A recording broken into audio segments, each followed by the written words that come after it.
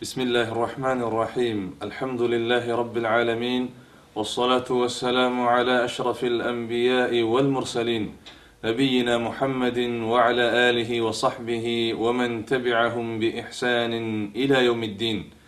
أما بعد، فأعوذ بالله من الشيطان الرجيم. لتؤمنوا بالله ورسوله وتعزروه وتوقروه الآية.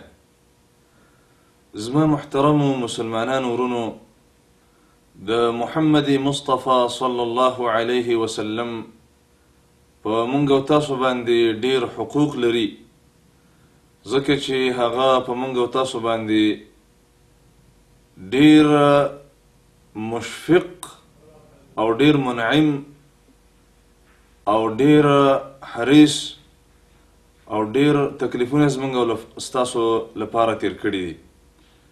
نو د رسول الله صلی الله علیه وسلم د حقوق څخه په موږ او تاسو باندې او په ټولو مسلمانانو باندې او په ټول امت باندې هغه دا د زما عزتمندو چې د محمد مصطفى صلی الله علیه وسلم احترام او د هغه توقیر او د هغه عزت او همدارنګه د هغه د سنتو احترام، د هغه د احادیثو احترام، د هغه د طریقې احترام او همدارنګه د رسول الله صلی الله علیه وسلم ډیر احترام، دا د هغه حق دی.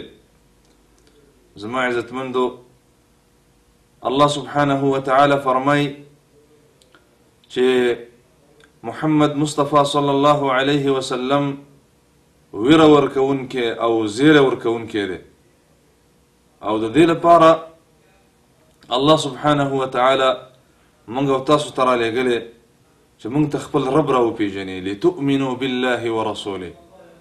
د دې د وجې نه تاسو پکار ده چې په خپل رب باندې ایمان راوړئ، خپل رب وپېژنئ، د هغه سره خپل تعلق جوړ کړئ او په هغه باندې توکل وکئ او د هغه عبادت وکئ. ورسوله، او د هغه په رسول باندې چې محمد مصطفى صلی الله علیه وسلم او همدارنګه نور رسولان، د هغه په رسول باندې ایمان راوړئ. وتعزروه وتوقروه، او همدارنګه تاسو د هغه د رسول محمد مصطفى صلی الله علیه وسلم د هغه اعزاز او د هغه توقیر او د هغه احترام وکئ. زما عزتمندو، نو توقیره صلی الله علیه وسلم واحترامه في حياته وبعد مماته من حقوق المصطفى صلى الله عليه وسلم على أمته. د رسول الله صلی الله علیه وسلم په حقوقو کې په امت باندې او په موږ او تاسو باندې او په ټولو مسلمانانو باندې هغه دا دی چې د هغه باید موږ احترام وکړو، د هغه توقیر وکړو، او همدارنګه د هغه د سنتو احترام وکړو، د هغه د احادیثو احترام وکړو، او همدارنګه د رسول الله صلی الله علیه وسلم په ژوند کې صحابه کرامو د هغه صلی الله علیه وسلم ډیر احترام کړی. که څوک د صحابه کرامو دا واقعات مطالعه کړي، نو زما عزتمندو دا به ورته معلومه شي چې صحابه کرام ډیر اوچت انسانان وو، ډیر د ادب والا انسانان وو، ډیر ښکلي انسانان وو.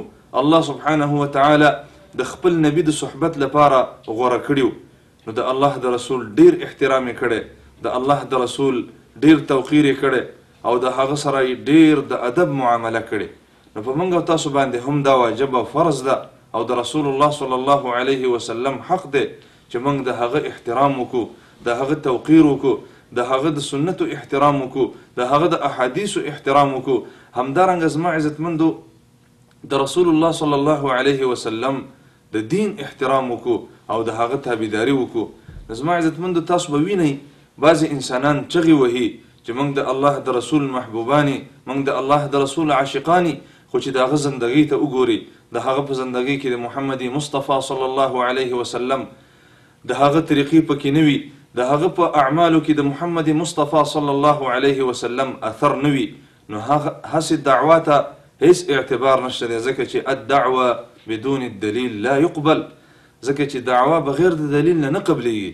پکار ده چې موږ او تاسو د الله د رسول احترام وکړو، د الله د رسول توقیر وکړو، د الله د رسول عزت او د الله د رسول سره ادب وکړو او همدارنګه د هغه د سنتو او د هغه د احادیثو ډیر احترام وکړو. الله سبحانه وتعالی دې وکړي چې موږ او تاسو د محمد مصطفی صلی الله علیه وسلم ښکلي او رښتوني امتیان جوړ شو. والسلام علیکم ورحمة الله وبرکاته.